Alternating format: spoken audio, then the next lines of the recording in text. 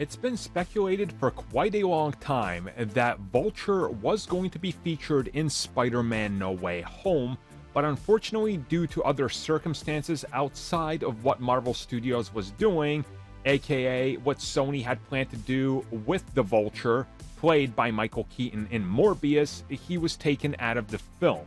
And now we got some evidence to support this because we got our first look at the Vulture in Spider-Man No Way Home.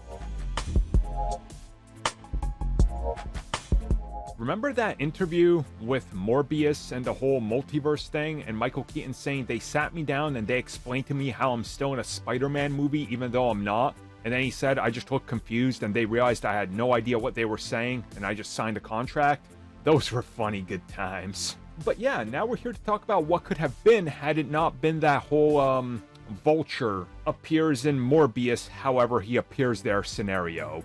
So yeah, this comes directly at us from Instagram from conceptual artist Phil Langon, who shared some storyboards from Spider-Man No Way Home. So I will have this large piece of concept art that details the tracking of the camera and everything go from left to right, and as you guys are going to notice, here's the villains. You see Doc Ock, you obviously see the Sandman, but as it keeps going, as the camera keeps tracking, what we're going to notice is that all the way to the right-hand side, we actually get to see that this is the Vulture.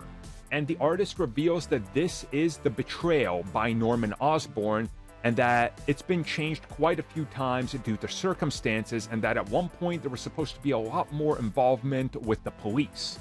And another piece of concept art would have been the home base of these villains and where they kind of hung out, and you definitely get the sense of that from the last piece of concept art showing us everything, and when the authorities arrive. So again, this seems to be from the early ongoings and shifting of direction.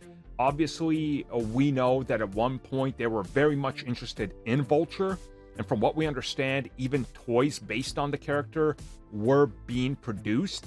That's why Lego ended up putting out a new set that was a callback to Homecoming, but again, they realized that this would essentially just be a callback set, so they rebranded it that instead of a No Way Home set at its heart. And again, this goes in line with what we heard about Mysterio possibly returning as well.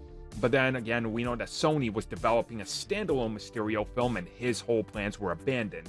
So it gives us a whole interesting idea into kind of what was going on and what exactly might have played a hand into at the time of development in terms of how these characters didn't end up making it in, especially Vulture, because his inclusion 100% makes sense. It would have been literally like self-explanatory and good because he already knew the identity. Now it's out. Now he's got an arc. He probably would have helped Peter in the end. Could have been something cool, but ultimately he ends up meeting Morbius in the middle of a desert, and for some reason he hates Spider-Man or something. I don't know.